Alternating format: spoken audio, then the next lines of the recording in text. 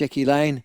She joins us now. Jack, how are you? Are you feeling Um, as engaged uh, this week in Australia, or is you just want the election to be over and it's all getting very boring? yeah, good morning, Michael. I just want the election to be over because, as I said, I think last week we've really been in election mode since the beginning of the year, and it's just like, oh my God, now we're really in it. And quite frankly, I don't think many people are listening. Um, Certainly this week, as you've mentioned, there's lots of other world-defining events, and both parties just seem to be throwing our money back at us in terms of trying to buy our votes. And I think it's just like stop spending our money and making more debt. So I don't think many people are that engaged. You've had some political debates over there this time because they're always sort of interesting and they tend to Yep. attract people. And I think you had your first debate between the Prime Minister and Labor candidate, obviously Anthony Albanese, and Mr. Dutton, the Liberal National Party leader or Liberal leader. How did that turn out, and who won? And are they having any more?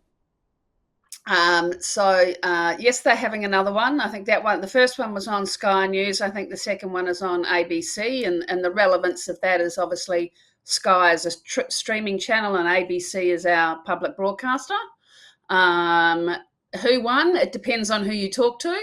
Both of them were pretty ordinary, really. As we both know, they're not the most charismatic of figures, so it was kind of the classic soundbite thing. I wasn't particularly enamored with it. Um, some punters think Albo won, others think Dutton won. It's pretty line ball, which is probably the lay of the land. Although Dutton's not performing well generally, there's been a few missteps. The polls have Labor edging forward a bit, but hey, early days. In New Zealand, as you know, having been a student of New Zealand politics, Jack, we tend to elect governments for at least two terms. There is a perception. What was it? Well, I was trying to think. The last one-term government goes back to what Labor 72, 75, and in the middle of that, Norm Yeah. Kirk dies. So, I mean, it was extraordinary circumstance. We've never had a three-term or three-year government since. Is that the same in Australia? I mean, would the odds naturally favour Anthony Albanese because we've only had 3 years, mate? You need three more. Um, no, typically not. Labor tends to be, historically, and I haven't got the stats in front of me, but historically, Liberal Nationals have held for, two, three terms, and then Labor's come in for one, and then kind of, squeaked in maybe a second.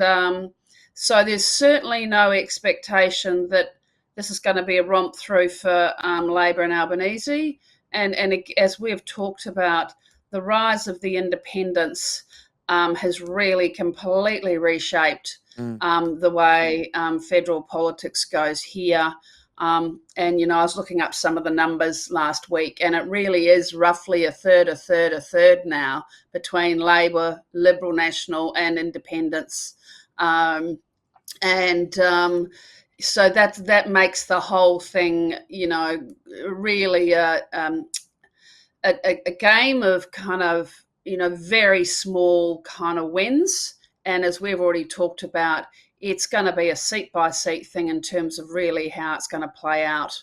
Um, and Well, just take so me. it's I mean, kind of that's up the big there. difference between Australia and New Zealand. It seems, in terms of politics, Jack, is this, as you say, the rise of the independents.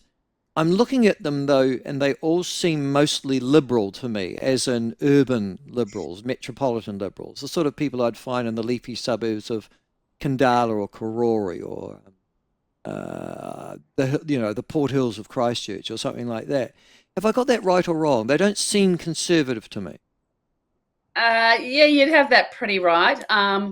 Uh, because you're kind of, your national country party, are obviously your natural thing for the kind of the farmer regional thing. And Unlike New Zealand, just I guess because of the size of Australia geographically and its makeup, whilst 80% of the population lives on the eastern seaboard fringe, So that's where most of your seats are really. The regional seats tend to be huge in terms of geographic area, and conservative. So yeah, your independents are kind of liberal-ish, green, and although down in Tasmania you've got Jaqui Lane and a kind of few, and up in Queensland you've got One Nation, so and Pauline Hanson. So there's some outliers, but pretty much your teal independents are, women in their mid to late 40s, 50s, liberalish leaning, but they would hate to be called that. No, well, it's demonstrated by their voting behaviour, though, isn't it? Yeah, of course Yeah, it is, and yeah. and largely they're very pro kind of climate change, and so that's kind of why they're there to kind of force really the Liberal Nationals to actually take a different stand on climate change and environmental concerns. That's what initially kind of drove that whole grouping. I understand that, but now if I was looking at them and I was in the Liberal Party, I'd be regarding them as the enemy, wouldn't I? Because if they're taking seats away from me and they're literally Oh, yeah, taking my seats. Yeah. absolutely, absolutely. And initially it was, how dare they?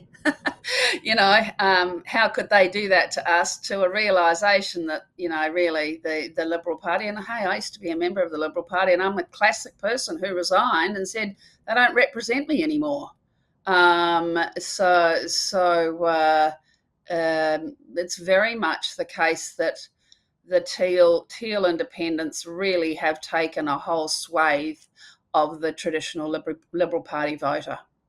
So, which would then, sorry, next question obviously is, well, wait on, then Labor and the Teals, it's sort of, they've obviously formed some form of unofficial coalition, have they?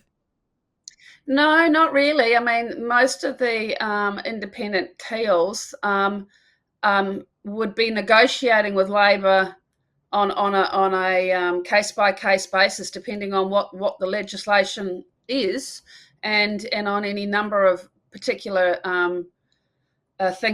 policies last year that they tried to get through. A number of them they couldn't, because the Teals don't vote as a bloc, and they couldn't get some stuff through because in some instances they teamed up with the Liberals or the other independents to block certain legislation. So it's a bit of it's a very much a case by case basis, and the independents very much need to operate like that, because they would lose a significant amount of their legitimacy in their local electorates if they didn't behave like that. Okay. Listen, the other thing is that the Liberal Party have announced, I think, that they intend to trim the public sector, which I don't know if it's grown like Topsy, you'll be able to tell me, by about 40,000 staff. Now, obviously, they're not after the Canberra seat, but is that like to resonate well with the wider public? Look, this is one of these kind of ham-fisted things that Dutton has come out with.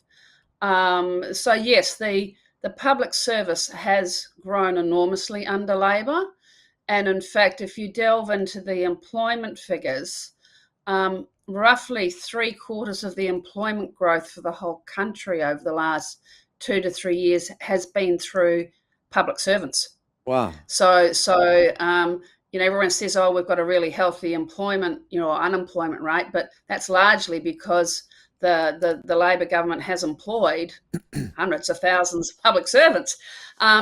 To a degree, that's the population thinks that's a good thing, because that could be public nurses, doctors. They're not necessarily administrative public servants. There's a lot of kind of frontline services that have been under resourced for a long time.